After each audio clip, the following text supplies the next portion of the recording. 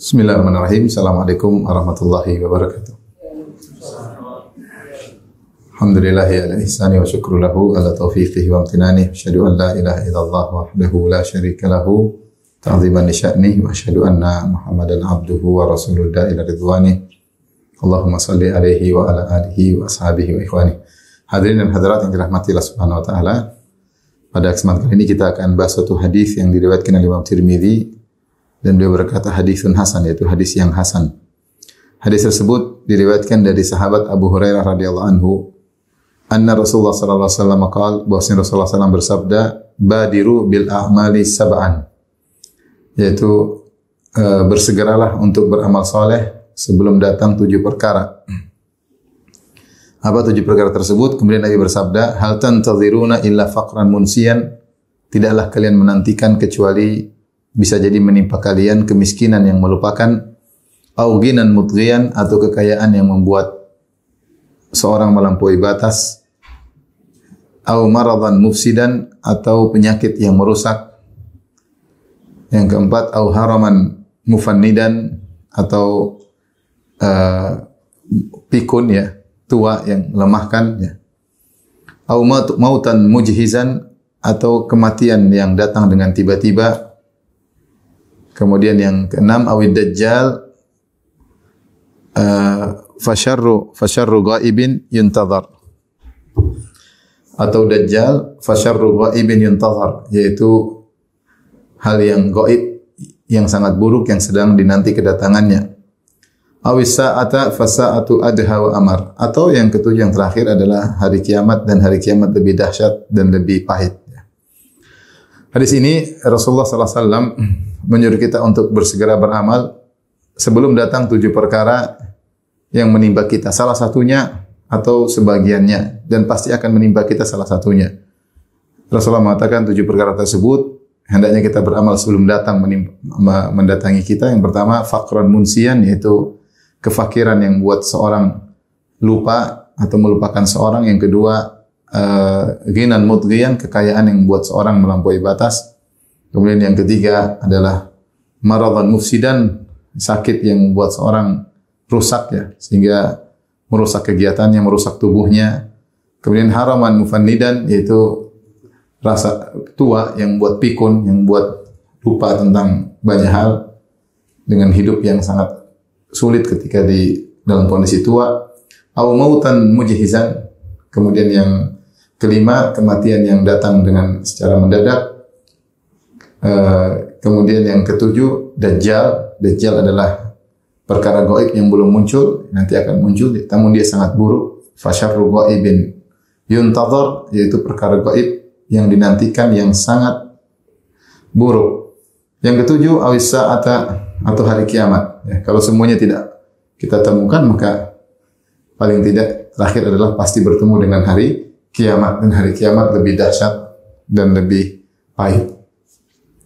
Hadirin hadirat yang rahmati Allah Subhanahu wa taala, di sini Rasulullah SAW membuka hadisnya dengan badiru. Badiru dari al-mubadarah. Al-mubadarah dalam bahasa Arab artinya segera. Segera sebelum datang sesuatu, yaitu sebelum dia tiba kau segera mendahuluinya, ya, segera dan mendahului. Dalam bahasa Arab namanya al-mubadarah.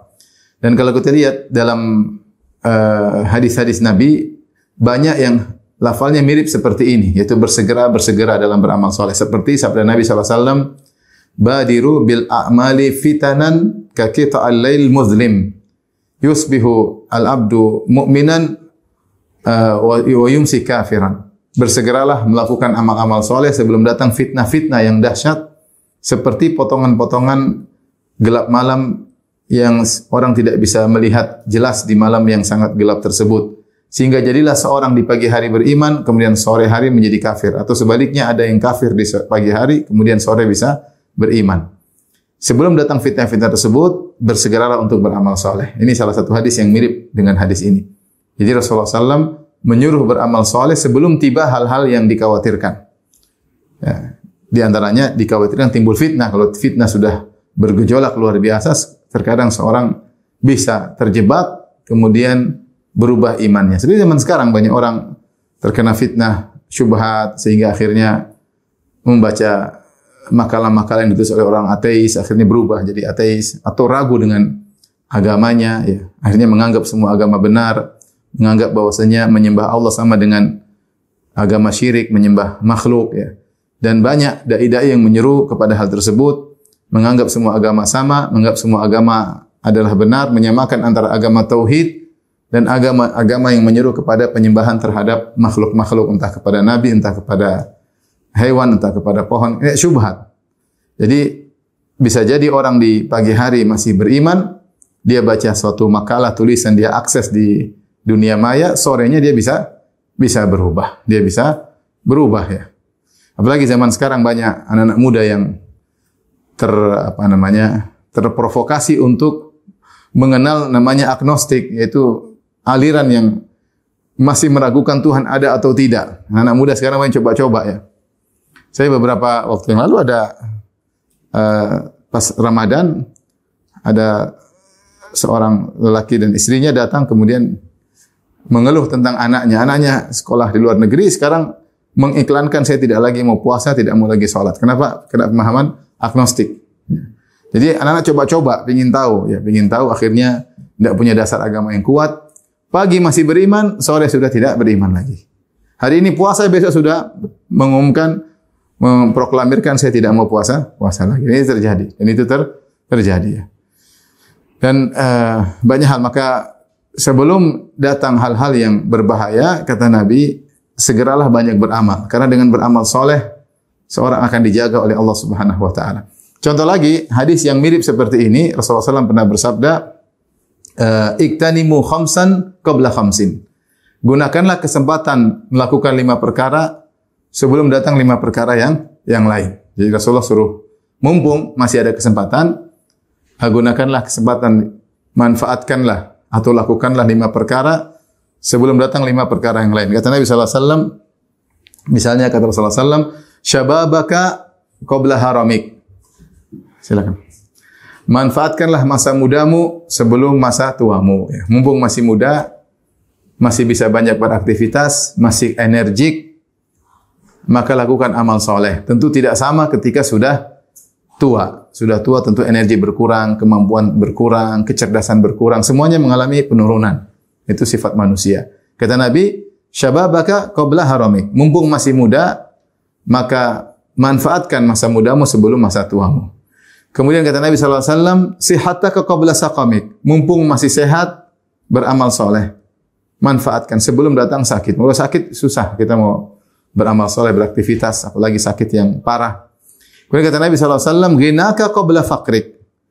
Mumpung masih punya uang, sebelum ditimpa dengan musibah sehingga tidak punya harta. Kalau punya harta, gunakan untuk bersedekah, untuk menyambung silaturahmi, untuk memberi kebahagiaan bagi kaum muslimin, bantu orang susah. Nanti ada suatu waktu, misalnya datang menimpamu, kau tidak punya harta, kau tidak bisa beramal saleh. Maka mumpung masih kaya, maka bersedekahlah sebelum datang kemiskinanmu. Kata Nabi SAW juga, faragaka qabla syughlik. Mumpung masih punya waktu luang. Nanti kalau sudah sangat sibuk, tidak punya waktu luang, tidak sempat mengaji, tidak sempat beribadah, tidak sempat silaturahmi, bahkan tidak sempat berbakti sama orang tua dengan alasan kesibukan yang luar biasa. Kata Nabi, mumpung masih punya waktu luang. Yang terakhir kata Nabi SAW, hayataka qabla mautik. Mumpung masih hidup sebelum mati. Kalau masih hidup masih bisa beramal, punya cita-cita masih bisa diwujudkan. Cita-cita pingin hafal ini, pingin hafal pingin belajar ini. Tapi kalau udah mati udah nggak bisa. Cita-cita apapun tidak bisa dipenuhi. Ini contoh. Hadis-hadis ini mirip seperti hadis yang sedang kita bahas. Jadi Rasulullah mengatakan, badiru bil a'mali sab'an. Segeralah melakukan amal soleh sebelum datang 7 perkara. Yang 7 perkara ini akan menimpa kalian, salah satunya atau sebagiannya. Tadi apa kita bilang 7 perkara? Miskin yang melupakan, kaya yang membuat apa? Lalai, penyakit yang merusak. Kemudian apa tadi? Tua yang apa? Ya, tua yang bikin pikun. Kemudian kematian datang tiba-tiba. Kemudian Dajjal yang mungkin akan datang. Yang terakhir adalah hari kiamat. Kalau kita perhatikan hari seperti ini semuanya adalah bentuk kasih sayang Nabi SAW kepada kita semua. Ya. Karena kita harus sadar hidup ini bukan cuma di dunia ini. Kita ada kehidupan selanjutnya. Kita sudah melewati alam-alam yang lain. Kita dulu pernah mungkin di alam ruh, kemudian kita pernah di alam janin. Sekarang kita di alam nyata yang kita jalani sekarang. Ini bukan akhir daripada kehidupan. Setelah itu kita akan meninggal dan kita akan masuk pada alam lain, alam yang lebih dahsyat, alam barzakh, alam kubur. Setelah alam kubur kita akan dibangkitkan, kemudian kita akan masuk dalam namanya alam akhirat yang dia adalah abadi selama-lamanya. Saya sering sampaikan bahwasanya kita di dunia kita bisa mengukur status kita di dunia dalam kehidupan nyaman, ekonomi kita lebih baik daripada si fulan, mungkin kita lebih rendah daripada si fulan. Ya, kita bandingkan, kita tahu status ekonomi kita di dunia, status kehidupan kita, tapi status kita di alam barzakh kita tidak tahu. Nanti kita bagaimana? Hidup nyaman atau tidak, enggak ada yang tahu. Ya.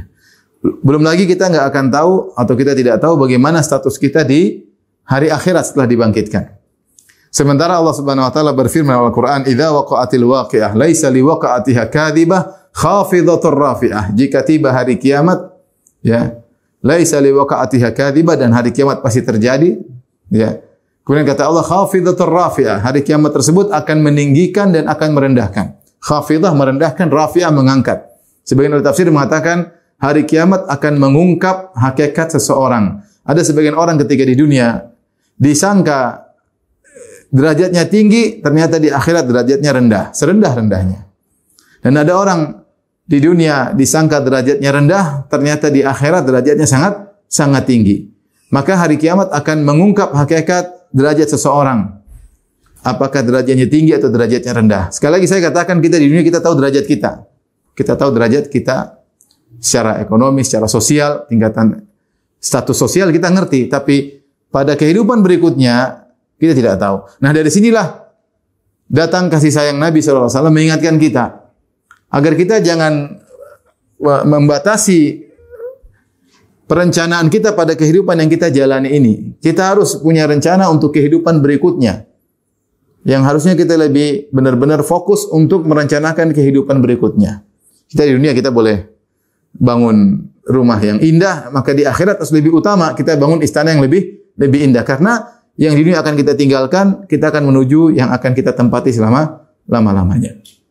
Disitulah datang perintah Nabi untuk bersegera dalam beramal saleh. Ya. Makanya kalau kita ayat-ayat Al-Quran, datang semuanya tidak ada sekedar beramalah. Ya. I'malu begitu saja enggak, tapi datang perintah-perintah dalam Al-Quran dengan isyarat untuk bersegera atau cepat atau berlomba. Seperti Allah Subhanahu wa taala berfirman, "Wasari'u ila maghfiratin min rabbikum wa jannatin arduha samawati wal ardu uiddat lil muttaqin." Kata sari'u artinya cepatlah. Cepatlah menuju ampunan Allah dan cepatlah menuju surga yang luasnya seluas langit dan bumi yang Allah siapkan untuk orang bertakwa. Allah tidak mengatakan berjalan menuju surga, tidak, tapi cepatlah. Lafal yang datang musara'ah itu cepat.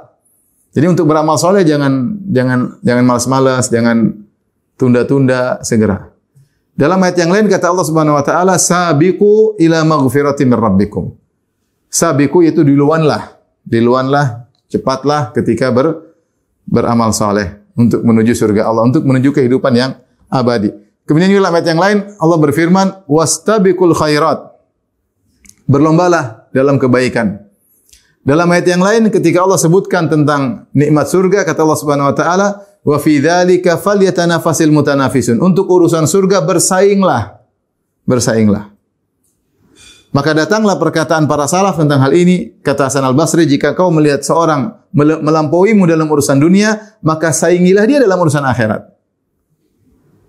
Kita boleh-boleh aja menyaingi orang urusan dunia, kita pengen lebih. Boleh-boleh aja, tapi jangan lupa yang penting itu di akhirat, bukan yang sekarang. Ya, alhamdulillah di dunia kita menjalani kehidupan, kita masih bisa makan, bisa minum, bisa tidur ya. Dengan status ekonomi apapun kita bisa makan, bisa tidur, bisa istirahat. Ya, mungkin beda tempat tidur, beda tempat tinggal, tapi tidur tetap tidur, makan tetap makan. Safar tetap safar ya. Satu naik bisnis kelas, satunya naik ekonomi, tetap juga naik pesawat. Satu mobil mewah, satu mobil, tetap aja naik mobil, alhamdulillah. Mau tidur harga tempat tidur 100 juta dengan harga 5 juta, tetap aja tidur ya. Tapi yang kita pikirkan adalah bagaimana kehidupan selanjutnya. Nah, untuk kehidupan selanjutnya kita harus cepat-cepatan. Cepat-cepatan, bersegera. Kenapa disuruh bersegera oleh Nabi SAW? Karena kalau kita tidak bersegera, akan datang halangan yang buat kita terhalang untuk bisa beramal soleh. Ini yang Rasulullah khawatirkan. Karena tidak ada yang duga datang penghalang-penghalang tersebut dengan tiba-tiba. Ya. Maka Rasulullah sebutkan, jangan sampai kau lagi punya uang, kemudian kau tidak beramal soleh, ternyata tiba-tiba datang kefakiran yang luar biasa, sehingga membuat engkau lupa untuk bisa beribadah. Banyak orang yang miskin, kemudian lupa untuk beribadah. Kenapa? Sibuk mencari makan, sehingga lupa untuk beribadah. Ya. Atau mungkin kaya berlebihan, sehingga lupa dengan ibadah karena sibuk dengan kekayaannya. Dan seterusnya. Makanya Rasulullah mengatakan, manfaatkan 5 sebelum 5 tadi. Mumpung masih ada waktu luang sebelum sibuk, mumpung masih muda sebelum tua, mumpung masih punya duit sebelum miskin, mumpung sehat sebelum sakit, dan mumpung masih hidup sebelum mati. Tapi ini semua adalah perintah Nabi SAW untuk bersegera dalam beramal saleh. Tapi kita bahas satu persatu di sini. Kata Rasulullah SAW, badiru bil a'mali sab'an. Bersegeralah beramal saleh sebelum datang 7 perkara. Ya. 7 perkara tersebut pasti akan mendatangi kita, salah satunya atau sebagiannya. Hal tantaziruna illa faqran munsian. Apa yang kalian nantikan kecuali kemiskinan yang melupakan. Apa yang disebut faqran munsian? Itu kefakiran yang buat seorang akhirnya lupa banyak hal. Dia lupa untuk beribadah, dia lupa untuk berzikir, dia lupa untuk menjalani kemaslahatan dirinya. Kenapa? Karena fakir, kemiskinan yang luar biasa. Sehingga dia pikirnya bagaimana bisa makan. Ya. Alhamdulillah kita tidak seperti itu. Tapi ada orang seperti itu. Karena kefakiran yang luar biasa, akhirnya sibuk bagaimana yang penting bisa makan. Sehingga lupa untuk ibadah, lupa untuk berzikir, lupa untuk baca Al-Quran. Dia kerja sampai 12 jam, datang ke rumah sudah letih. Ya, tidak bisa beraktivitas apa-apa. Ngaji juga enggak bisa, baca Quran enggak sempat. Karena sibuk mencari nafkah. Ya. Sebagian orang ada tagihan, dia harus memenuhi tagihan tersebut, dia harus kerja terus. Karena kebutuhan yang mendesak sehingga buat dia lupa. Ini disebut dengan faqran munsian. Ya. Ada sebagian orang yang fakir tapi dia masih bisa kontrol dirinya. Dalam kemiskinannya dia bisa beribadah, dalam kemiskinannya dia bisa sholat dengan baik, bisa berdoa kepada Allah. Bahkan di balik kemiskinannya dia malah mendapat banyak maslahat. Dia semakin ingat Allah Subhanahu wa taala. Sebagian orang miskin seperti itu. Dan sebagian orang miskin sebaliknya, ketika dia ditimpa dengan kemiskinan, dia semakin jauh dari Allah Subhanahu wa taala. Karena kemiskinan yang buat dia benar-benar lalai dan lupa dari kebaikan-kebaikan karena sibuk mencari nafkah. Tapi yang kedua, kata Nabi sallallahu alaihi wasallam, au ghinan mudghiyan, ya. Atau seorang bisa ditimpa dengan ghinan mudghiyan, yaitu kekayaan yang mudghi, maksudnya yang buat seorang melampaui batas. Dan ini juga suatu bahaya yang tidak disadari oleh sebagian orang-orang yang diberi kelebihan harta. Allah Subhanahu wa taala berfirman, "Kalla innal insana la yatgha." Sungguhnya manusia itu kalau kaya maka dia lupa diri. Ar-ra'ahu staghna. Manusia benar-benar melampaui batas kapan? Ar-ra'ahu staghna, tatkala dia memandang dirinya sudah berkecukupan. Inilah banyak yang menimpa orang-orang yang diberi kelebihan harta, sehingga ketika punya harta lebih maka timbullah inovasi-inovasi untuk hal-hal yang tidak bermanfaat. Sibuk misalnya jalan-jalan melulu, buang-buang uang, sibuk untuk beli barang-barang yang branded. Pikiran dia beli branded, terus pikiran dia cuma itu. Ya. Pikiran dia beli barang-barang mewah. Padahal itu semua akan dihisab oleh Allah Subhanahu wa taala. Sehingga dia melampaui batas. Allah tidak melarang kita menikmati harta yang kita miliki, tapi yang dilarang adalah melampaui batas. Jadi masalah ya. Nanti kalau sudah terlalu melampaui batas, akhirnya berlanjut pada keangkuhan dan kesombongan. Ya. Lifestyle yang harus mewah, tidak merasa pede kalau dengan lifestyle yang biasa, ya akhirnya terjebak dengan pola hidup yang ingin diakui oleh orang-orang teman-teman di sekitarnya. Ya. Saya ingatkan kepada ibu hati-hati jangan terjebak dengan pola hidup seperti itu. Ibu punya duit, maunya beli tas yang branded, ya, dompet yang branded, sendal yang branded, semuanya harus yang apa? Branded. Ya, ini buat apa kalau seperti terus ya? Ini berlebihan, ya. Kita kalau punya mungkin 1 2 untuk keperluan, tapi kalau semua harus branded, hanya buang-buang duit, tidak ada faedahnya, ya. Sehingga akhirnya membeli barang-barang yang berlebih-lebihan. Dan Rasulullah SAW melarang namanya israf. Israf itu secara sederhananya adalah membeli barang dengan harga yang banyak tetapi fungsinya sedikit. Itu namanya israf. Kalau benar dia mahal tapi fungsinya bagus, nggak ada masalah. Orang beli mungkin komputer yang mahal tapi fungsinya diperlukan, mobil yang bagus supaya fungsinya jelas, nggak ada masalah. Tapi kalau hal yang mahal fungsinya nggak jelas, ini namanya israf. Masih hati-hati kalau beli sepatu, kemudian beli apa? Beli dompet, ya, beli tas. Tas harga 500 juta, fungsinya apa? Ya, untuk nyimpan ATM suami. Fungsinya apa? Tas mahal-mahal. Ya. Bukan masalah saya punya uang, ya, bukan masalah uang, kau akan dihisab oleh Allah Subhanahu wa taala. Seperti ini kekayaan yang buat seorang lupa. Coba seandainya uang tersebut dia gunakan untuk yang lain, untuk kemaslahatan, untuk membantu orang miskin, untuk bangun masjid, yang lainnya tentunya lebih banyak manfaatnya. Maka agar kita tidak terjebak dengan kekayaan yang melupakan, hendaknya seorang setiap dia beraktivitas, dia mau beli apa, dia mau kemana-kemana, maka dia harus tanya pada dirinya, saya akan dihisab oleh Allah Subhanahu wa taala. Saya akan diberdirikan oleh Allah dan saya akan ditanya, kenapa kau melakukan ini? Kenapa kau beli ini? Karena setiap orang yang punya uang akan ditanya oleh Allah dengan 2 pertanyaan. Min aina iktasabahu wa fima anfaqah. Dari mana dia dapatkan harta tersebut dan kemana dia konsumsikan, kemana dia belikan, ya, kemana dia belanjakan. Itu pasti akan ditanya oleh Allah kepada kita semua. Nah, kalau kita melatih diri, setiap kita punya harta, pastikan harta kita dari sumber yang halal. Yang kedua, kita kemanakan harus kita pastikan juga. Karena kita pasti ditanya oleh Allah Subhanahu wa taala. Maka kalau beli barang-barang yang berlebihan, kalau kita bisa jawab, silakan. Kalau enggak usah, ya. Enggak usah. Masih banyak hal yang bermanfaat yang bisa kita lakukan dengan harta tersebut. Maka dulu orang-orang miskin dari kalangan para sahabat cemburu kepada orang kaya dari kalangan para sahabat. Kenapa? Karena orang kaya dari kalangan para sahabat menggunakan harta mereka untuk berinfak di jalan Allah. Maka orang miskin berkata, "Ya Rasulullah, dhahaba ahlud duthuri bil ujuri." Ya Rasulullah, orang-orang kaya mereka telah membawa pahala yang banyak. Kenapa bisa demikian? Kata para sahabat yang miskin, "Yusalluna kama nusalli." Kami salat, mereka juga salat, ya. "Yasumuna kama nasum." Kami puasa, mereka juga puasa. Kami salat, mereka salat. Kami puasa, mereka juga puasa. Tetapi wa yatasaddaquna bi fuduli amwalihim. Tapi mereka bisa bersedekah, kami tidak bisa.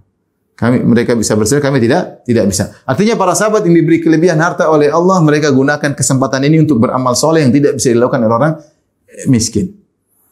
Akhirnya Rasulullah kabarkan kepada orang miskin, agar kalian bisa menyaingi orang kaya, maka kalian bersedekah dengan cara lain.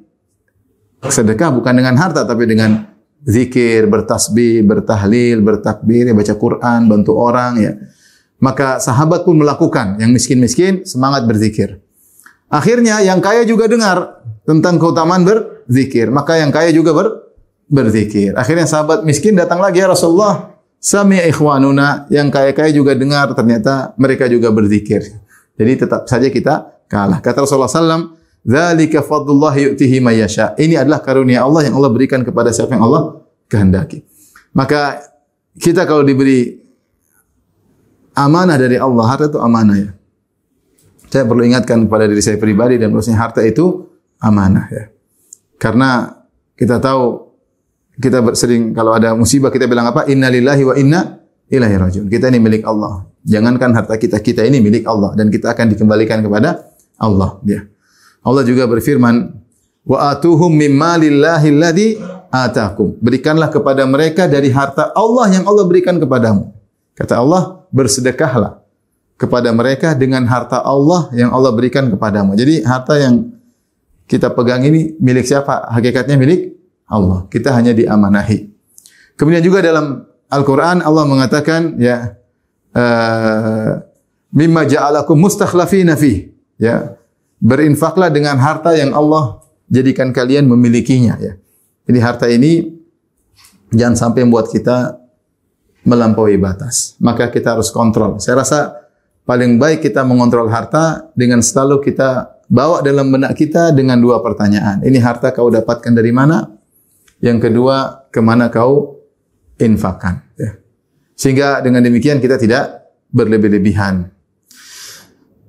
Karenanya ketika dalam hadis Rasulullah SAW menyebutkan ittala'tu ala ahli jannah fawajadtu aktsara ahliha al-fuqara. Aku menengok kepada surga dan aku mendapati kebanyakan penghuninya adalah orang-orang miskin.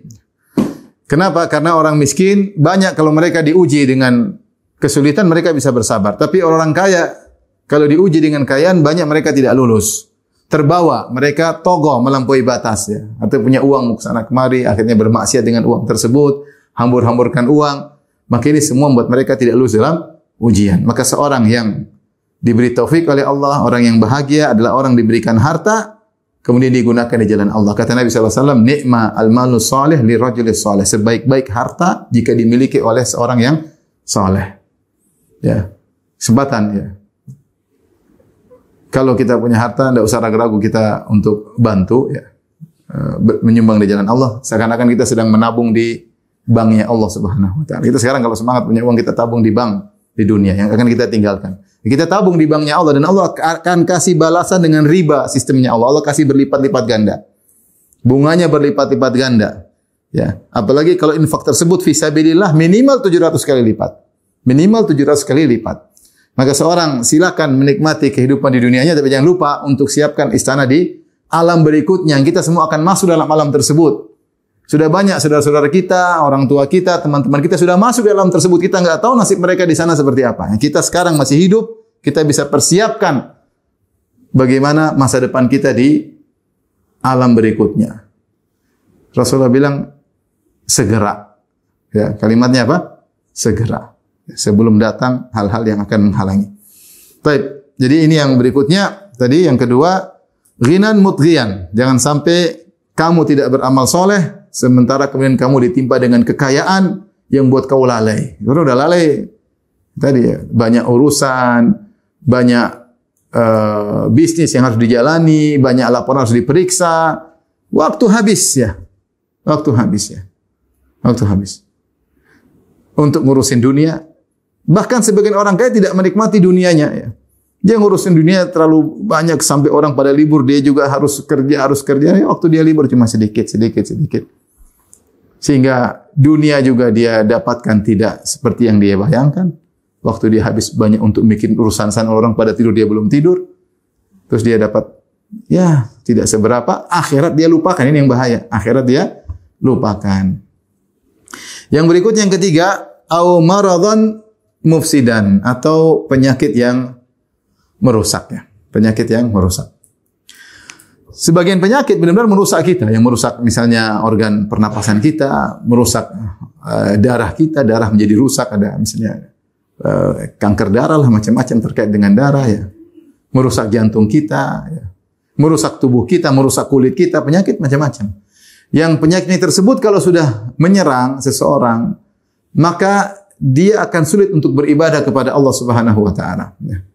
Seorang kalau sudah sakit terkadang dia ya hanya mikir dirinya, sudah istrinya kurang dia pedulikan, anaknya, karena dia sedang sibuk menghadapi penyakit yang dia rasakan. Sehingga terkadang dia lupa juga beribadah kepada Allah Subhanahu wa taala. Ya.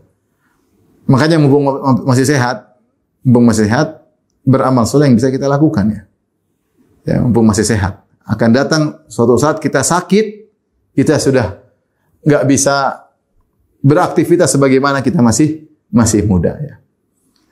Namun subhanallah, ini di antara keindahan syariat. Kalau seorang di masa mudanya atau di masa sehatnya dia melakukan aktivitas amal soleh, kemudian ketika dia sakit dan dia tidak bisa melakukan aktivitas sebagaimana biasanya, tetap dicatat Allah aktivitas sebagaimana yang dilakukan ketika masih muda. Misalnya seorang ketika masih muda atau masih sehat, dia waktu sehat ternyata dia suka sholat malam, dia suka baca Quran, dia suka pergi ke masjid. Kemudian dia ditimpa dengan sakit. Maka dia harus duduk di kursi roda, dia sudah tidak bisa seperti dulu. Tetap dicatat pahalanya sebagaimana aktivitasnya ketika dia masih apa? Sehat. Yang Allah nilai adalah bagaimana ketika belum ada uzur. Karena Allah tahu seandainya tidak ada uzur, dia akan melakukan kebiasaannya. Rasulullah SAW bersabda dalam hadisnya, "Idza maridal abdu aw safar kutiba lahu ma kana ya'malu minhu muqiman sahihan." Jika seorang hamba safar atau sakit, tetap dicatat bagi dia amal soleh yang biasa dia lakukan ketika sehat dan ketika tidak bersafar. Kita ketika tidak sedang bersafar, alhamdulillah kita mungkin salat malam, mungkin kita salat qobliyah dan ba'diyah, mungkin kita puasa Senin Kemis. Ketika kita safar, kita tidak bisa melakukannya karena banyak kegiatan, letih, capek, mungkin tidak ada tempat untuk bernaung yang nyaman. Maka Allah tetap catat kebiasaan kita ketika kita sedang tidak bersafar. Karena Allah tahu kalau kita tidak bersafar, kita biasa kegiatan seperti ini. Biasanya salat malam, biasanya puasa Senin Kemis, biasanya nyambung silaturahmi kepada orang tua, biasanya nelpon kerabat.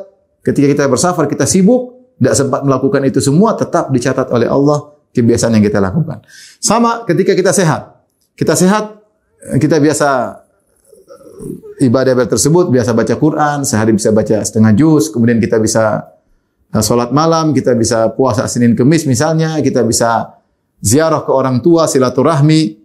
Nah, ketika kita sakit, kita nggak bisa melakukan itu semua, maka tetap dicatat oleh Allah Subhanahu wa taala kebiasaan yang kita lakukan.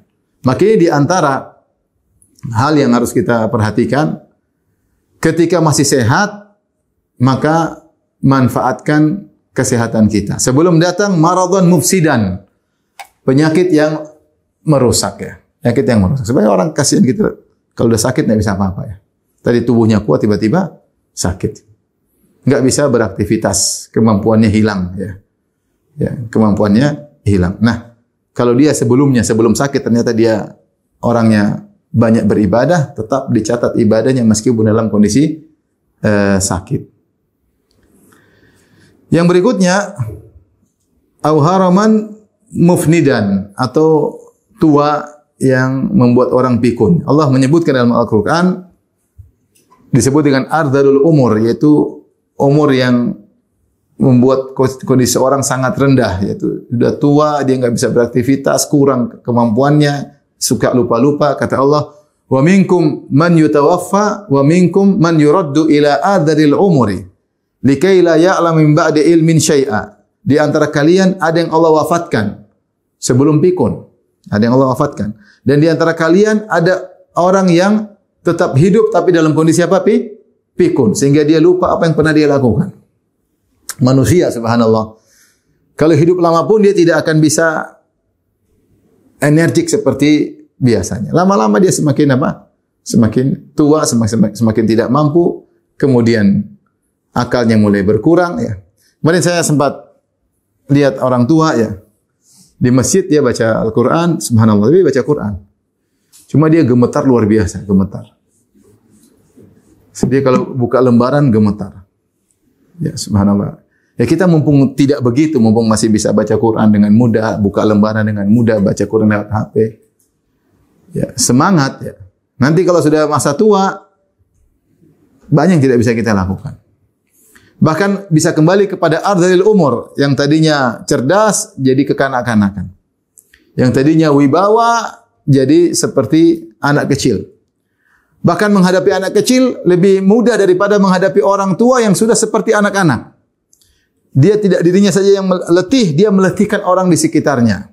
Ini manusia bisa mengalami demikian. Nah, mumpung kata Nabi belum engkau merasakan kondisi seperti itu, mumpung maka beramal solehlah. Ya, karena setiap kita, kalau kita pun umur panjang, kita akan merasakan ini. Enggak ada orang umur panjang ya kemudian tetap cerdas ya, kecuali mungkin para ulama. Para ulama yang saya temui beberapa ulama yang punya 90 tahun lebih masih cerdas, masih kuat, tapi energi sudah tidak seperti dulu. Tapi otaknya masih cerdas, masih luar biasa karena hafal Quran dan selalu mengulang-ulanginya. Tapi kebanyakan orang tidak demikian. Tadinya dia profesor, kemudian tua, selesai. Dia mulai pikun-pikun, mulai apa? Lupa-lupa ya. Dulu saya ingat saya waktu masih di kuliah ya, di teknik kimia ada dosen sudah sangat tua. Entah mungkin 70 atau 80 tahun dosen. Ini dosen terkenal, dosen senior. Sehingga dia sudah sangat sulit untuk mengajar kalau dia berjalan dengan berat. Kemudian dia bicara, entah dia bicara apa, kita juga tidak paham. Padahal dulu dia pintar. Subhanallah, di tengah pengajaran belum habis semester dia meninggal dunia. Semua muridnya dikasih B atau A, saya lupa. Tapi ini tadinya orang pintar, ketika dia sudah tua dia nggak bisa ngajar, Ya nggak bisa maksa, udah tua. Ya. Nah, kita sekarang masih muda, masih punya kemampuan untuk berfikir, masih tidak pikun. Gunakan kekuatan akal kita untuk merenungkan ayat-ayat Allah, untuk belajar tafsir, untuk belajar hadis-hadis Nabi, untuk akhirat kita semuanya. Ini semua kan Rasulullah sebutkan untuk agar kita pikirkan alam berikutnya. Yang sekarang alhamdulillah saya sering sampaikan, kita di dunia sekarang alhamdulillah nyaman-nyaman aja. Mau banyak masalah kita masih makan, kita masih tidur, kita masih bisa melakukan aktivitas dunia, masih bisa bercengkerama dengan anak istri. Tapi yang jadi masalah adalah kehidupan berikutnya. Ini kesempatan Bung masih bisa beramal soleh sebelum datang haraman mufnidan atau mufannidan. Masa tua yang buat seorang sudah tidak bisa mengontrol dirinya lagi. Saya kemarin ketemu ada kerabat umurnya 88 atau berapa. Sebelumnya dia masih, Masya Allah, dia masih setiap jam 3 dia bangun baca Quran. Udah tua, tapi setiap jam 3 dia bangun baca Quran. Sekarang sudah mulai enggak kenal orang di depan dia. Karena sudah 89 kalau nggak salah umurnya. Sudah mulai pikun. Tapi insya Allah karena dia waktu masih sehat, dia selalu baca Quran. Insya Allah catat pahalanya sebagaimana yang sering dia lakukan. Ya. Tapi ada orang yang sebaliknya udah umur 70-an masih main game. Waktu umurnya habis buat tidak ada manfaatnya untuk akhirat kelak. Ya. Tidak ada manfaatnya. Makanya kapan lagi kita mau semangat ya? Kapan lagi kita mau semangat? Ini kalau udah sedikit pikun sudah selesai. Ngomel sana, ngomel sini, marah sana, marah sini. Nanti kalau bilang sudah sholat belum? Sudah azan belum? Sudah nanti. Saya mau sholat. Sudah tadi mak, sudah sholat. Enggak, saya belum sholat. Ribut sama anaknya. Nanti harus ditalkin. Mak baca Al-Fatihah. Saya pengen sholat tapi Al-Fatihah lupa. Dia talkin. Tapi tidak apa-apa kalau kebiasaan dia. Itu insya Allah semua pahala. Yang jadi masalah kalau kita baru sadar sudah pikun, nanti susah. Baru mau kenal Allah sementara kita sudah mulai pikun. Sayang. Mumpung kita masih ada umur, masih berpikir dengan masih kuat, masih energik, manfaatkan waktu ya. Manfaatkan kekuatan tersebut. Nanti kapan datang uzur, tetap dicatat amal soleh kita ya. Ada yang bilang, Ustaz, kenapa safar melulu? Ya enggak apa-apa, saya masih muda, ini udah tua saya enggak bisa safar. Kesana kemari saya sudah didomplok di rumah aja udah. Kalau masih muda nggak ada masalah. Kita kesana kesini yang penting berusaha melakukan kebaikan. Nanti ada saatnya saya nggak bisa apa-apa. Ya. Entah meninggal entah tua nggak bisa kesana kemari sudah selesai. Ya. Kenapa masih muda umroh? Nggak apa-apa umroh masih muda. Udah tua umroh setengah mati. Kita nggak bisa energik seperti dulu. Sebenarnya orang mau haji ketika jangan haji setelah tua, masih muda hajian kamu, masih kuat. Masih pergi ke Arafah dengan energik, masih bisa berdoa dengan kuat berdoa, masih bisa tawaf, masih sa'i, masih kuat. Nanti haji umur 60, 70 sudah lemas, didorong orang. Lewat Hajar Aswad, Allahu Akbar enggak kuat. Kalau masih energik, Allahu Akbar masih.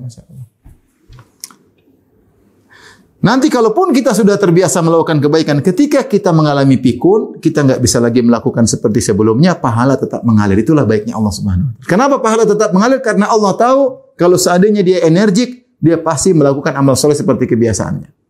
Yang kita khawatirkan kita di masa kita masih energik, masih pikiran masih kuat, kita malas-malasan itu masalah. Sehingga ketika datang uzur tersebut, kita nggak dapat nilai plus. Kita nggak dapat nilai plus ya.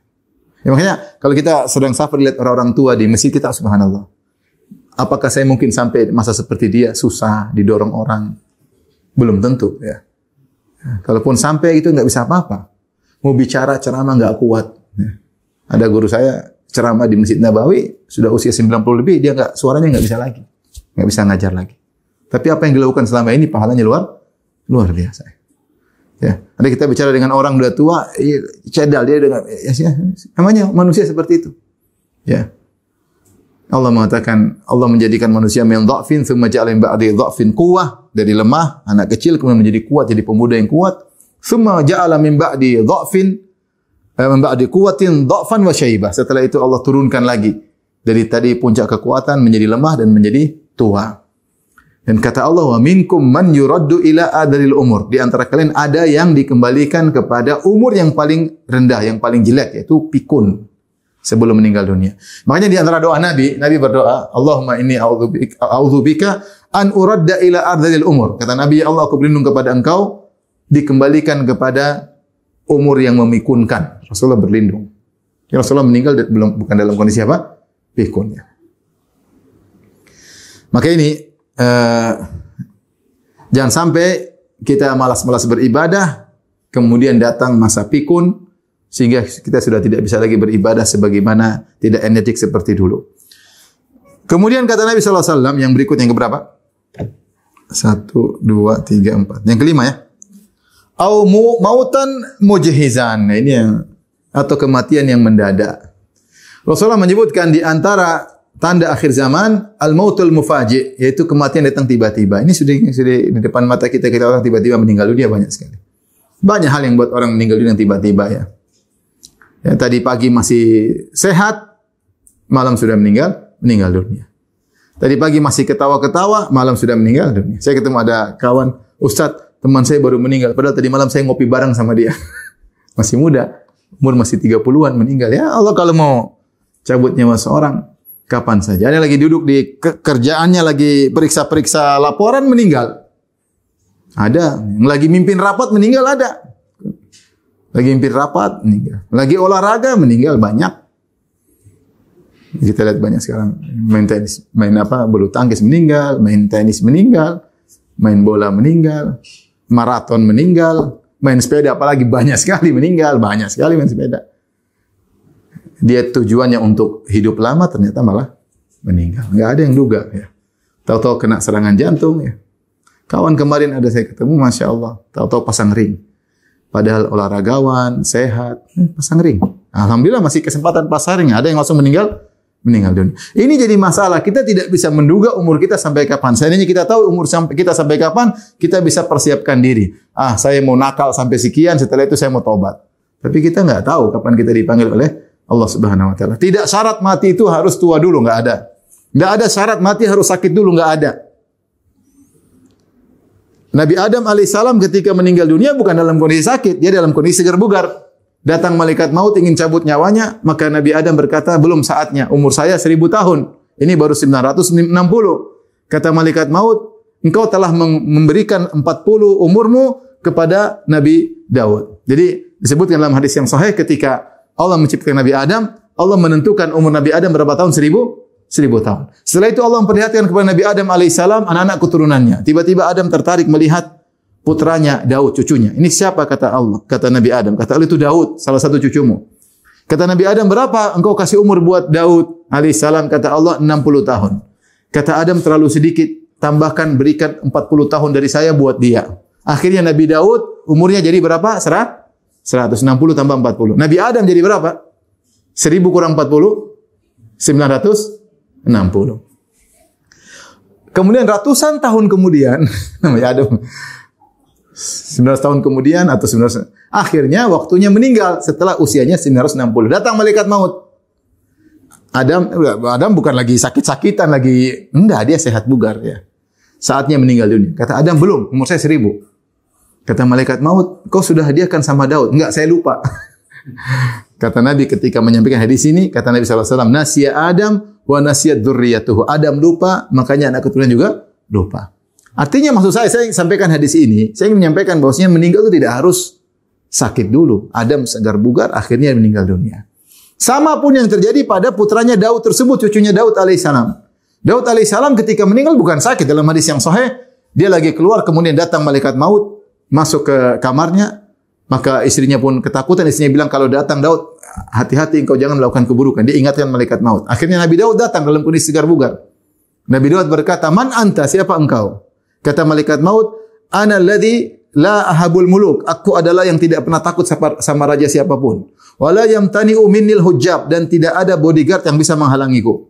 Kata Nabi Daud, "Idzan anta malakul maut." Kalau gitu engkau adalah malaikat maut. Ini buat meninggal, selesai.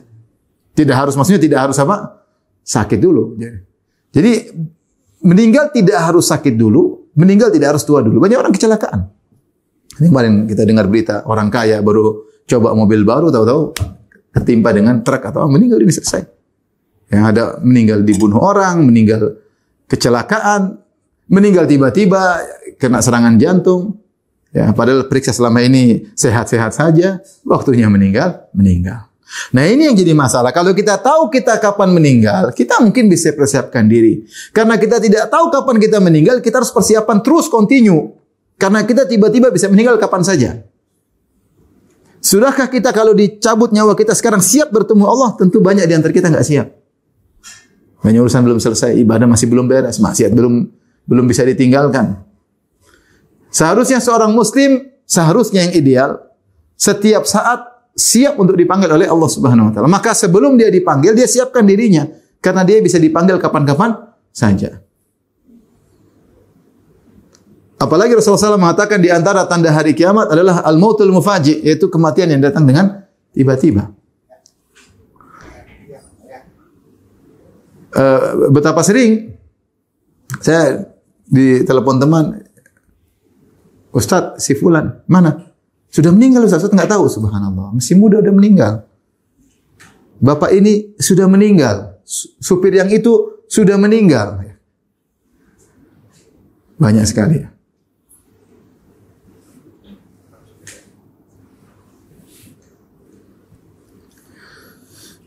Karena di antara hal yang harus kita khawatirkan sehingga kita perlu persiapan adalah kematian dengan tiba-tiba. Kematian dengan tiba-tiba. Ada seorang kawan ya, dia datang ke tanah air ya. Kemudian dia ada mau bagi-bagi sedekah atau bantuan di tanah air orang Arab ya. Kemudian dia cancel dia nggak cancel, dia langsung balik. Kegiatan dia berhentikan, dia harus balik ke Madinah. Kenapa dia harus balik ke Madinah? Karena ternyata bibinya sakit keras. Akhirnya dia balik ke Madinah, ternyata bibinya meninggal. Kemudian dia sholatkan di Masjid Nabawi. Sholat mayat, dia menyolatkan bibinya ba'da Isya. Dan dia kuburkan bibinya. Kemudian subuhnya dia yang dikuburkan. Subuhnya dikuburkan. Ini teman saya sendiri. Subuhnya dia dikuburkan. Dia pulang, subhanallah, tapi luar biasa. Dia balik, solatkan bibinya, dia kuburkan bibinya, paginya dia yang dikuburkan. Kita nggak tahu kapan malaikat maut datang mencabut nyawa kita. Ya.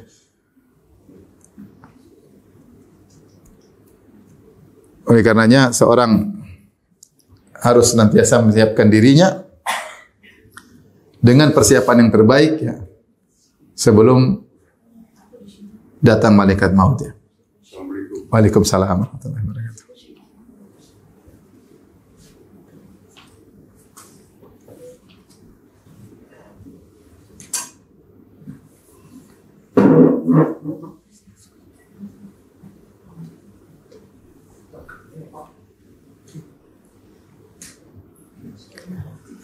Bapak Ibu yang dirahmati Allah Subhanahu wa taala,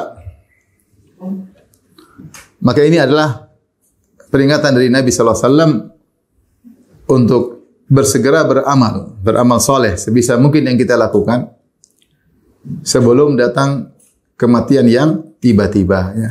Sebelum datang kematian yang tiba-tiba. Kita saja masih segar, misalnya masih muda, tidak sakit, bisa saja tiba-tiba meninggal dunia. Apalagi yang memang sudah diberi tanda-tanda oleh Allah bahwasanya usia kita semakin menjelang ya. Di antara rahmat Allah Subhanahu wa taala beri peringatan. Kata Allah Subhanahu wa taala, "Wa ja'akumun nadhir." Dan telah datang peringatan kepada kalian akan adanya hari kebangkitan, akan adanya hari pertemuan dengan Allah Subhanahu wa taala. Sebagian salaf menafsirkan an-nadhir adalah uban. Siapa yang sudah mendapat dalam dirinya ada ubannya, dalam rambutnya ada ubannya, ketahuilah bahwasanya dia akan menuju pada titik pertemuan dengan Allah Subhanahu wa taala. Seandainya manusia selalu kuat, selalu pandangannya tajam, selalu pendengarannya tajam, dia mungkin lupa kalau dia akan meninggal dunia. Tapi Allah kasih tanda-tanda. Kasih tanda-tanda dengan mulai rambut putih, mulai pandangan melemah, mulai langkah kaki tidak sekuat, seenergik seperti dulu ya.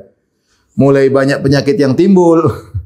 Kita dulu waktu masih umur 30, saya kemana nggak pernah mikir penyakit. Sekarang nggak pernah mikir makan. Makan apa saja. Sekarang udah 40 lebih pasti mikir-mikir.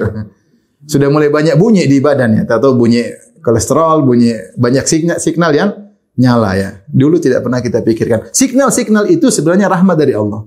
Agar kita tidak lupa diri. Bahwasanya kita ini akan menuju pada kematian. Maka siapkan diri kita untuk bertemu dengan kematian. Saya sering sampaikan, dan ini peringatan buat saya pribadi. Setiap kita harus punya proyek akhirat. Punya perencanaan. Kita kalau perencanaan dunia sudah sering, kita sudah hebat-hebat. Mau bikin rumah, kita perencanaan, gambar apa segala, kita sudah jago lah. Yang punya perusahaan sudah jago-jago. Bagaimana nyusun perusahaan supaya sukses. Bagaimana bisa mendapatkan keuntungan yang banyak. Sudahkah kita siapkan proyek kita untuk rumah masa depan kita di surga? Harus kita siapkan. Perencanaan. Hidup ini jangan kita cuma asal jalan aja. Sebagaimana kalau kita urusan dunia, kita benar-benar serius. Ada jadwal kantor, jadwal pulang kantor, jadwal rapat. Kita seriusin. Nah untuk kita, akhirat kita juga harus seriusin. Harusnya lebih serius daripada dunia ini. Harusnya. Jangan sampai kita di surga atau di akhirat ya seadanya. Baca Quran seadanya. Zikir pada Allah seingatnya. Ya. Sedekah semaunya. Enggak, jangan begitu. Ada jadwal. Bikin sedekah ada jadwal. Zikir ada jadwal. Baca Quran ada jadwal. Belajar ada jadwal. Ngaji ada jadwal. Salat malam ada jadwal. Kalau memang ingin dapat istana di akhirat. Jangan akhirat ya seadanya saja. Enggak. Kita ini akan hidup setelah ini mati. Kita enggak tahu hidup kita bagaimana. Status kita bagaimana kita enggak ada yang tahu. Jangan terpedaya dengan status kita sekarang. Memang kalau kita kaya di dunia kita bahkan kaya di akhirat. Banyak yang kebalik. Jangan lupa kita menyangka kalau kita punya harta banyak, umur kita lebih panjang. Tidak ada urusannya. Kata Allah Subhanahu Wa Taala mencela orang kafir. Kata Allah Subhanahu Wa Taala, "Alladzi jama'a mala wa addada." Orang yang ngumpulkan harta kemudian hitung-hitungnya sudah berapa juta, sudah berapa miliar, sudah berapa triliun. Yahsabu anna malahu akhlada. Dia menyangka hartanya akan membuat dia hidup kekal. Kalla, sekali-sekali tidak. Kita punya harta lebih banyak tidak menambah umur kita sedetik pun tidak ada. Maka perlu persiapan, perlu program untuk akhirat kita. Jangan sudah saatnya kita berhenti dari urusan akhirat seadanya, sebisanya, enggak. Itu kalau akhirat jangan begitu. Kita apalagi sudah berusia, sudah. Mungkin dulu masih umur 30, 20 kita begitu. Sekarang udah 40 ke atas, 45 ke atas, sudah 50 ke atas. Harusnya cara berpikir kita berbeda. Ntar lagi kita masuk ke alam berikutnya. Saya akan tinggalkan semua harta saya, anak istri saya tinggalkan. Saya masuk di alam yang saya tidak tahu, saya bertemu istana atau bertemu dengan kehinaan. Tidak ada yang tahu. Maka sudah saatnya kita punya persiapan, program. Jangan buang-buang waktu. Baik. Berikutnya, kata Nabi SAW, kalau 5 ini pun selamat, mungkin akan ketemu dengan perkara yang ke-6, awid dajjal atau dajjal. Fasyarru ghaibin yuntadhar. Yaitu hal yang gaib yang belum datang, yang ditunggu namun sangat buruk. Karena kita tahu fitnah Dajjal sangat luar biasa. Makanya di antara kalau kita salat kita berdoa dengan a'udzubika min syarri fitnati Masih Dajjal. Al-Masih Dajjal. Ya Allah, aku berlindung kepada Engkau dari keburukan fitnah Al-Masih Dajjal. Dajjal ini siapa? Dajjalnya seorang makhluk yang akan muncul di akhir zaman ya. Datang dalam banyak hadis-hadisnya mutawatir. Dajjal tersebut diberikan oleh Allah kesaktian yang luar biasa sebagai ujian bagi manusia. Sebagaimana Allah berikan kemampuan luar biasa bagi iblis untuk menggoda manusia, setan untuk menggoda manusia. Dajjal pun demikian. Allah berikan dia kesaktian luar biasa sebagai ujian bagi manusia. Maka disebutkan Dajjal akan hadir di akhir zaman dan dia ada di bumi selama 40 hari. 40 hari. Kata Nabi SAW, Yaumun kasana. Hari pertama dia seperti sehari, seperti setahun. Wa yaumun kasyahrin. Hari kedua dia seperti sebulan. Satu hari tapi rasanya seperti sebulan. Yang ketiga, yaumun kajum'ah, satu hari seperti sepekan. Wa sairu ayyamihi ka ayyamikum, dan sisa harinya 37 hari lainnya seperti hari biasa 24 jam. Sahabat ketika mendengar hadis ini, mereka bertanya, Rasulullah, perhatikan sahabat. Kalau hari yang seperti setahun ya Rasulullah, kita salatnya bagaimana? Para sahabat mikir, nanti gimana ibadah? Itu dia pikir. Bukan gimana cara selamat dari Dajjal. Pertama, bagaimana ibadah? Bagaimana cara kita beribadah yang sehari seperti setahun? Apakah cukup 5 kali? Kata Nabi enggak, tapi berikanlah kadar sesuai dengan kadarnya. Setiap 24 jam salat 5 waktu. Setiap 24 jam salat 5 waktu. Ini semua masalah gaib Allah mau rubah-rubah gerakan matahari, rembulan, orbitnya bagian terserah Allah. Tapi nanti ada hari di mana sehari seperti setahun. Rasanya seperti 365 hari. Ada sehari rasanya seperti sebulan, 30 hari, sehari seperti seminggu, sisanya seperti yang lain. Nah, yang jadi masalah Dajjal ini sangat sakti. Maka dia bisa menghidupkan yang mati. Kemudian dia bisa tanah yang tandus, maka dia bisa tumbuhkan tumbuhan. Kemudian daerah yang kering dia mengatakan wa ya sama'u amtiri, wahai langit turunkan hujan. Maka turunlah hujan. Dan dia mengaku sebagai Tuhan, ya. Kata Nabi kalau bertemu dengan Dajjal sangat berbahaya. Sangat berbahaya. Maka sebagian orang menyangka dia beriman, ketika bertemu Dajjal dia ikut Dajjal tersebut. Subhanallah, di antara hikmah kenapa kita berlindung dari Dajjal meskipun Dajjal hanya muncul di akhir zaman, karena banyak Dajjal-Dajjal kecil di zaman sekarang. Dajjal itu artinya pendusta. Banyak dukun-dukun Dajjal-Dajjal kecil. Sekarang aja dukun-dukun saja yang beriman banyak, yang percaya dukun banyak atau tidak? Saya tanya ulang. Yang percaya sama dukun di tanah air banyak atau tidak? Banyak. Kalau nggak banyak, dukunnya nggak bakalan eksis. Berarti banyak apa? Banyak ininya, konsumennya. Banyak. Customernya banyak. Buktinya mereka eksis. Bahkan sebagian dukun diekspor ke luar negeri. Berarti customernya banyak. Ya. Nggak usah bicara, ada orang saja bisa ngeremot awan, orang percaya, dipanggil-panggil, ya nggak? Ngeremot awan. Banyak orang percaya. Itu baru Dajjal-Dajjal kecil. Gimana kalau Dajjal yang luar biasa, yang benar-benar sakti, yang luar biasa? Maka banyak orang imannya bisa tergadai ketika itu. Maka Rasulullah ingatkan, beramal soleh, jangan sampai ketemu Dajjal, karena susah. Kalau seorang sering beramal soleh, dia akan dilindungi oleh Allah dari fitnah apa? Dajjal. Tapi kalau dia nggak punya amal, dia mudah terbawa fitnah Dajjal. Ya. Di India saja nama Sai Baba ya. Saya waktu masih SMA, dibilang inilah Dajjal, sakti luar biasa. Orang pada ketakutan. Padahal bukan Dajjal, itu saja sudah banyak menipu orang. Bagaimana lagi kalau Dajjal asli? Yang terakhir, kata, kalaupun tidak bertemu dengan 6 perkara, kata Nabi SAW, awis sa'ah fasa'atu adha wa amar. Paling tidak kita semua akan bertemu dengan hari kiamat. Hari kiamat lebih dahsyat dan lebih pahit. Ya. Hari kiamat maksudnya apa? Bapak dan Ibu, maksudnya kita dibangkitkan, kemudian dibuka catatan amal kita, dibuka semua apa yang pernah kita lakukan, kemudian kita diaudit oleh Allah Subhanahu wa taala. Semua yang pernah kita lihat ditampakkan. Semua yang pernah kita dengar ditampakkan. Semua yang pernah kita lakukan ditampakkan.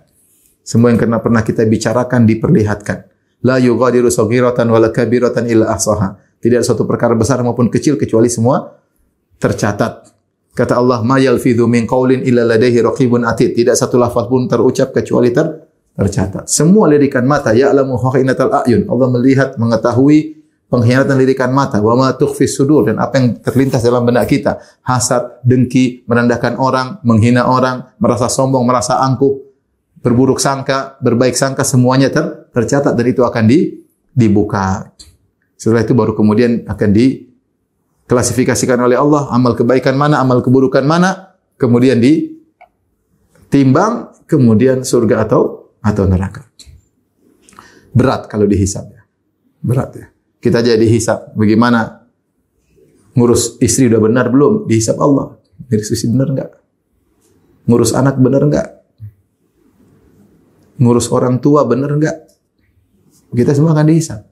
Kullukum mas'ulun, kullukum ra'in, wa kullukum mas'ulun an ra'iyati. Setiap kalian adalah pemimpin dan setiap kalian akan dimintai bertanggungjawab atas pimpinannya. Tidak mudah dihisab. Kita pemilik perusahaan, kita akan ditanya oleh Allah. Bawahan kita, pekerjaan kita, urusannya panjang. Ya. Sama orang tua kita, sudahkah kita berbakti, urusannya panjang. Sama anak, sudahkah kita ngurus atau biarin aja. Cuma kasih duit, kita enggak bimbing agamanya, kita akan ditanya oleh Allah. Ya. Kakak adik kita, sudahkah kita ngurus mereka, akan ditanya oleh Allah Subhanahu wa taala. Berat. Istri, sudah harus istri tanya, ngurus suami enggak? Atau suaminya dicuekin, istrinya main HP mulu. Allah akan tanya. Ya, suaminya dicuekin, enggak diurusin, istrinya ngurusin tas, ngurusin grup, ngurusin yang enggak genah, enggak ada urusan. Ya. Berat, hisab itu apa? Berat. Makanya Allah mengatakan, atau Nabi berkata, kalaupun kalian tidak bertemu dengan 6 ini, kalian tidak mendapati kemiskinan yang melupakan. faqran munsian, ghinan mutghiyan, tidak menemukan kekayaan yang buat kalian melampaui batas. Maradan mufsidan, tidak mendapati penyakit yang merusak kalian. Haraman mufannidan, kalian tidak menjadi tua yang buat kalian pikun. Enggak. Kalian pun kalau mati tidak mati mendadak, tapi mati ada tanda-tanda, ya. Kalian tidak bertemu Dajjal, terakhir kalian akan bertemu dengan hari kiamat. Hari kiamat masalahnya hisab, ya. Maka bagaimana Allah menggambarkan dahsyatnya hari tersebut, kata Allah Subhanahu wa taala, yauma yafirrul mar'u min akhi, seorang akan kabur dari saudaranya, wa ummihi wa abi, dia akan kabur dari ibunya dan bapaknya, wa sahibatihi wa bani, dia akan kabur meninggalkan istri dan anak-anaknya. Kenapa? Likulli imri'in minhum yauma idzin sya'nu yughni, masing-masing sibuk dengan urusannya. Ngurusin, takut ketika hari tersebut. Bahkan seorang tidak mau ketemu dengan istrinya. Kenapa? Dia takut dituntut sama istrinya. Kamu suami enggak beres, enggak pernah ini, belum ada yang kamu tidak tunaikan hakku, dia takut. Dia takut ketemu anaknya, takut anaknya nuntut. Ayah dulu begini-begini, takut ketemu orang tuanya. Kamu dulu tidak berbakti, sehingga dia kabur dari semua orang. Takut dituntut. Dikarenanya, Bapak Ibu rahmati Allah Subhanahu wa taala, ini semua adalah bentuk kasih sayang dari Nabi SAW agar kita persiapkan diri kita untuk beramal soleh sebelum datang hal-hal tersebut. Maka nasihat saya untuk saya pribadi dan para hadirin hadirat, mulai sekarang, dan kita pun sudah terlambat, kita memprogramkan akhirat kita. Bung masih ada umur, Bung masih ada duit, Bung masih ada kemampuan. Jangan hidup begini-begini saja. Dunia alhamdulillah begini saja kita masih hidup. Kalau dunia begini-begini aja, nggak usah terlalu lebay-lebay, kita masih hidup. Tapi akhirat ini, sebentar kita mati, nggak tahu hidup kita kayak apa. Jangan sangka sekarang kita punya rumah mewah, kemudian kita akan masuk dapat rumah mewah juga, belum tentu. Bisa jadi terbalik. Jangan sangka kalau orang di pinggir jalan mungkin nyapu-nyapu, kita hina dia, ternyata di akhirat dia memiliki istana yang hebat. Ya, kita pingin di dunia kita dapat kemudahan, di akhirat juga dapat apa? Kemudahan. Maka mulai sekarang kita harus program beramal soleh. Nah, kalau ingin program beramal soleh, kita harus hargai waktu. Itu kuncinya, hargai waktu. Setiap waktu, jangan sampai ada yang lewat sia-sia. Setiap detik, jangan ada yang lewat apa? Sia-sia. Yakinkan, pastikan apa yang kita lihat, apa yang kita bicarakan, semua ada pahalanya. Saya lakukan ini ada pahalanya enggak? Ada pahala saya lakukan. Saya nonton ini ada pahalanya enggak? Ada, ini urusan perusahaan. Boleh, silakan. Ada pahalanya karena kita ingin mikir perusahaan kita untuk membantu orang-orang pekerja kita. Silakan. Selama ada pahalanya lakukan, kalau enggak usah. Nonton film Korea ada enggak pahalanya? Tidak ada. Ya sudah, jangan nonton film Korea. Lihat berita artis ada enggak pahalanya? Kalau enggak ada enggak usah nonton. Kan kita akan dihisab oleh Allah. Waktu kita gunakan melihat berita artis yang tidak ada faedahnya. Waktu kita terbuang. Tahu enggak waktu kita terbuang itu kita buang umur kita. Umur kita buang. Harusnya umur kita, saya 45 tahun, akhirnya sebenarnya bukan 45 karena banyak yang saya buang yang tidak manfaat. Saya buang umur saya. Habis waktu, apalagi orang yang kemudian nonton sinetron berseri-seri, umur dia buang. Seandainya dia buat baca Quran. Nanti hari kiamat dibuka catatan amal, isinya nonton sinetron. Malaikat nyatatnya sinetron melulu. Seri 1, seri 2, seri 2, seri 3. Dibuka, malu kita di hadapan Allah Subhanahu wa taala. Kalau sudah terlanjur kita minta ampun. Allah Maha baik. Tapi sisa umur kita enggak tahu sampai kapan, jangan sampai begitu terus. Ya, jangan gitu terus. Yang hari-hari lewat tidak pernah baca Quran, rubah. Jangan hari-hari lewat enggak baca Quran, baca Quran. Kamu kalau mati ketemu Allah, malu enggak? Tiap hari lewat, hari-hari lewat tidak baca Quran. Apa yang mau kita andalkan di hadapan Allah? Orang-orang sana, Masya Allah, miskin-miskin baca Quran, susah-susah baca Quran. Kita lihat sendiri orang susah-susah. Madinah sana, Masya Allah, orang susah-susah baca Quran, ada hafal Quran. Kita diberi kelebihan harta, tidak disyukuri, malah buang-buang umur yang tidak ada manfaatnya. Maka ini saja yang mau saya sampaikan pada kesempatan kali ini. Sesungguhnya ini nasihat buat saya pribadi, ya, agar kita bisa menjadi lebih baik untuk mempersiapkan kehidupan kita pada alam berikutnya. Hidup ini sudah kita jalani, kita tahu jalan, pola jalannya kita sudah ngerti. InsyaAllah kita bisa hadapi. Tapi kehidupan berikutnya kita enggak jelas. Maka waktu umur yang masih ada, gunakan untuk akhirat kita. Apa kata Allah atau nasihat orang-orang soleh kepada Qarun yang Allah abadikan dalam Al-Quran? Wabtaghi fima atakallahu daral akhirah. Gunakanlah apa yang Allah berikan kepadamu untuk mencari negeri akhirat.